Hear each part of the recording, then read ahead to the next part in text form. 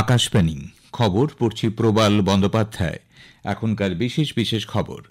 বাংলাদেশের নোবেলজয়ী অর্থনীতিবিদ মোহাম্মদ ইউনুস অন্তর্বর্তী সরকারের প্রধান নির্বাচিত হয়েছেন।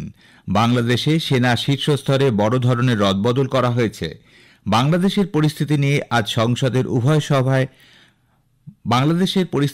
গতকাল সংসদের উভয় সভায় বিবৃতি দিয়েছেন বিদেশমন্ত্রী ড এস জয়শঙ্কর। তিনি বলেছেন, নতুন দিল্লি সেদেশের সংখ্যালঘুদের অবস্থার দিকে নজর রাখছে। ঢাকার সঙ্গে প্রতিনিয়ত যোগাযোগ রেখে চলেছে ভারত। নতুন দিল্লিতে আজ 10ম জাতীয় হস্তচালিত তাঁত দিবস উদযাপিত হবে। আজ 22শে শ্রাবণ। নানা অনুষ্ঠানে কবিগুরুকে স্মরণ করা হচ্ছে। ভারতের ভিনেশ ফোগট অলিম্পিকে মহিলাদের 50 কেজি ফ্রি স্টাইলে ফাইনালে উঠে পদক জয় নিশ্চিত করেছে। ভারত ও শ্রীলঙ্কা একদিনের ক্রিকেট সিরিজের তৃতীয় তথা শেষ ম্যাচে আজ পরস্পরের মুখোমুখি হবে। আসছে বিস্তারিত সংবাদে। বাংলাদেশের নোবেলজয়ী অর্থনীতিবিদ মোহাম্মদ ইউনুস অন্তর্বর্তী সরকারের প্রধান নির্বাচিত হয়েছেন। সেদেশের রাষ্ট্রপতি মোহাম্মদ সাহাবুদ্দিন গতকাল সংসদে ভেঙে দেওয়ার পর মোহাম্মদ ইউনুসকে অন্তর্বর্তী সরকারের প্রধান হিসেবে নিযুক্ত করেন। তার আগে রাষ্ট্রপতি ঢাকায় বঙ্গভবনে তিনি সামরিক বাহিনীর প্রধান এবং বৈষম্য বিরোধী ছাত্র আন্দোলনের 13 সদস্যের এক প্রতিনিধি দলের সঙ্গে এক বৈঠকে মিলিত হন। সেখানে ইউনুসের নাম স্থির হয়। রাষ্ট্রপতির প্রেস সচিব মোহাম্মদ জয়নাল আবেদিন গতকাল গভীর রাতে সাংবাদিকদের জানান, বিভিন্ন রাজনৈতিক দলের সঙ্গে আলাপ আলোচনার পর অন্তর্বর্তী সরকারের বাকি সদস্যদের নাম চূড়ান্ত করা হবে। এর আগে বিক্ষোভ আন্দোলনের নেতৃত্বে থাকা বৈষম্য বিরোধী ছাত্র আন্দোলনের পক্ষে জানানো হয়, 84 বছর বয়সী ইউনুস অন্তর্বর্তী সরকারের নেতৃত্ব দিতে রাজি হয়েছেন। উল্লেখ্য, ইউনুস 2006 সালে গ্রামীণ ব্যাংকের মাধ্যমে তাঁর দারিদ্র্য বিরোধী কর্মকাণ্ডের জন্য নোবেল শান্তি পুরস্কার পান। এদিকে বাংলাদেশ ন্যাশনালিস্ট পার্টি বিএনপির প্রাক্তন প্রধানমন্ত্রী বেগম খালেদা জিয়াকে মুক্তি দেওয়া হয়েছে। 79 বছরের বেগম খালেদা কিডনি, ফুসফুস, হৃদরোগ সহ বিভিন্ন সমস্যা নিয়ে এতদিন গৃহবন্দী ছিলেন। বাংলাদেশ সেনার শীর্ষস্তরে বড় ধরনের রদবদল করা হয়েছে। মেজর জেনারেল জিয়াউর এহসানকে তার পদ থেকে সরিয়ে দেওয়া হয়েছে। লেফটেন্যান্ট জেনারেল এম সাইফুল ইসলামকে পাঠানো হয়েছে বিদেশ মন্ত্রকে। রাষ্ট্রপতি মোহাম্মদ সাহাবুদ্দিন ও 3 বাহিনীর প্রধানের মধ্যে বৈঠকে বিএনপি চেয়ারপারসন বেগম খালেদা জিয়া এবং বিভিন্ন রাজনৈতিক দল ও নাগরিক সমাজের প্রতিনিধিদের জেল থেকে মুক্তি দেবার সর্বসম্মত সিদ্ধান্ত নেওয়া হয়। তবে বাংলাদেশের রাজনৈতিক পরিবেশে এখনো আতঙ্ক ও উদ্বেগের ছায়া। বাংলাদেশের পরিস্থিতি নিয়ে সর্বদলীয় বৈঠক করার পর বিদেশমন্ত্রী ড এস জয়শঙ্কর গতকাল সংসদের উভয় সভায় এ নিয়ে বিবৃতি দেন। রাজ্যসভায় বাংলাদেশের সাম্প্রতিক ঘটনাবলীর উল্লেখ করে তিনি বলেন, সেদেশে সংখ্যালঘু, তাদের ব্যবসা বাণিজ্য এবং মন্দিরে হামলার ঘটনায় ভারত গভীরভাবে উদ্বিগ্ন। তবে ভারত সরকার ঢাকার কর্তৃপক্ষের সঙ্গে নিয়মিত যোগাযোগ রেখে চলেছে। বাংলাদেশে ভারতীয় প্রতিষ্ঠানগুলির এবং সংখ্যালঘুদের প্রয়োজনীয় নিরাপত্তা সুনিশ্চিত করা হবে বলে নতুন দিল্লি আশা করে। বিদেশমন্ত্রী জানান, বর্তমানে প্রায় 19,000 ভারতীয় নাগরিক বাংলাদেশে আছেন। তাদের মধ্যে 9,000 পড়ুয়া। বেশিরভাগ ছাত্রছাত্রী ঢাকায় ভারতীয় হাইকমিশনের পরামর্শ মেনে গত মাসেই দেশে ফিরে এসেছে।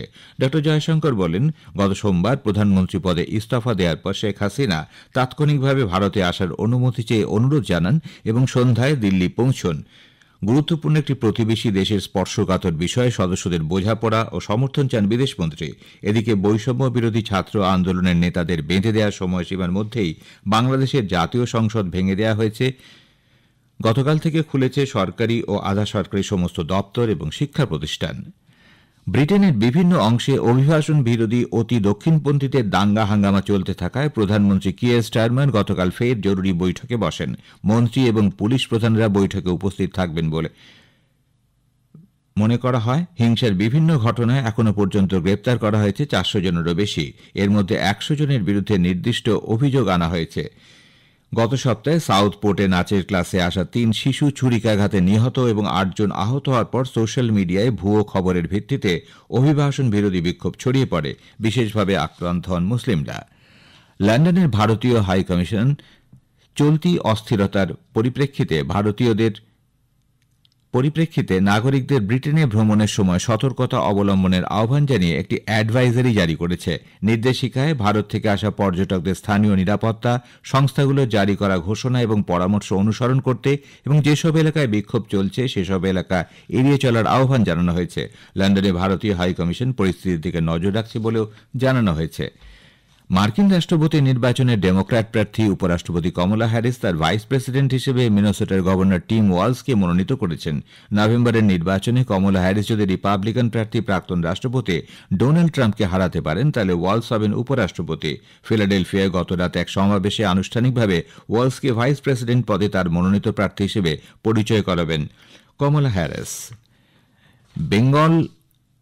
বে of Bengal initiative for multi-sectoral technical and economic cooperation BIMSTEC বাণিজ্য সম্মেলনের প্রথম পর্ব গতকাল নতুন দিল্লিতে অনুষ্ঠিত হয়।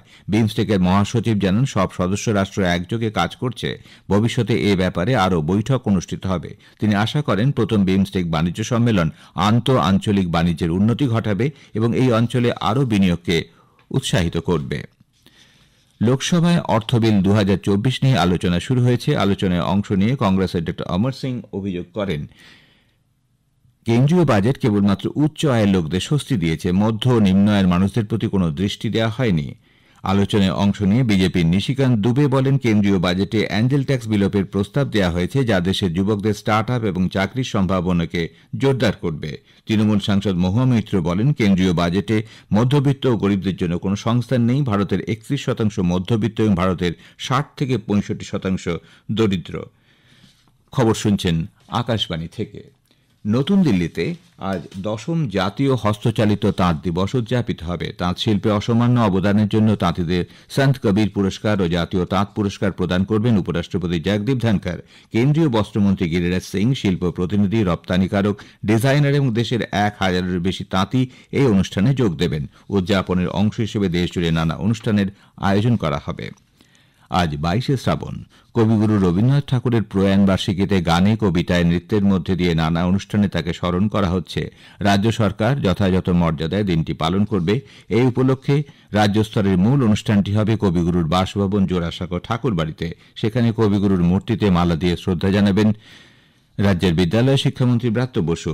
এর আগে নিমতলা শ্মশানঘাটে কবিগুরুর স্মৃতিসৌধে মালা দিয়ে শ্রদ্ধা জানাবেন রাজ্যের পুর ও নগর উন্নয়ন মন্ত্রী ও কলকাতা পুরসভার মেয়র ফিরহাদ হাকিম। শান্তিনিকেতনেও নানা অনুষ্ঠানের আয়োজন করা হয়েছে। হেলিকপ্টার যোগে কেদারধাম যাত্রা আজ থেকে ফের শুরু হচ্ছে।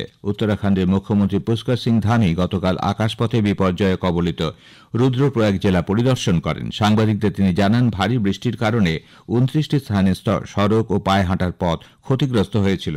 রেকর্ড সময়ে 12,000-এরও বেশি পুণ্যার্থী ও স্থানীয় বাসিন্দাদের উদ্ধার করা হয়েছে। যেসব পুণ্যার্থী হেলিকপ্টারে কেদারনাথ দর্শন করবেন তাদের ভাড়ার উপর 25% ছাড় দেওয়া হবে। রাজ্য সরকার ছাড়ের ওই অর্থ বহন করবে। কেরালায় ভূমিধসে বিধ্বস্ত ওয়েনাড জেলার চালিয়া নদীর উভয় তীরে তল্লাশি অভিযান আরও জোরদার করতে মন্ত্রিসভার সাব কমিটির নির্দেশ দিয়েছে। উদ্ধার কাজে তদারকির জন্য ওই অঞ্চলে রয়েছেন কমিটির সদস্যরা। গতকাল বিকেলে অনাসক্ত 22টি দেহাংশ পট্টুমালা কবরস্থানে মাটি চাপা দেওয়া হয়। নেপালে পৃথক ভূমিধসে মৃতের সংখ্যা বেড়ে 11 হয়েছে। বাদিগড়ের পাহাড় ধসে 9 নম্বর পৌরসভার গ্রামীণ এলাকায় একটি বাড়ি চাপা পড়ে 2 জন ও বাদিগড়ের 10 নম্বর গ্রামীণ পৌরসভায় ভূমিধসে আরও 5 জন নিহত হয়েছেন। ভারতের ভিনেশ ফোগাত অলিম্পিকে মহিলাদের 50 কেজি ফ্রি স্টাইলে কুস্তির ফাইনালে উঠে পদক জয় সুনিশ্চিত করেছেন। তিনি গতকাল সেমিফাইনালে কিউবার গুজমান লোপেজকে 5-0 হারিয়ে ফাইনালে ওঠেন। ভিনেস ইউক্রেনের ওকসানা লিভাজকে 7-5 হারিয়ে সেমিফাইনালে ওঠেন। অন্যদিকে কোয়ার্টার ফাইনালে ওঠার দৌড়ে ভিনেস হারান জাপানের নিউ সুকাইকে 3-2। উল্লেখ্য, ভিনেস ফোগাত হলেন প্রথম ভারতীয় মহিলা কুস্তিগির যিনি অলিম্পিকের ফাইনালে উঠলেন।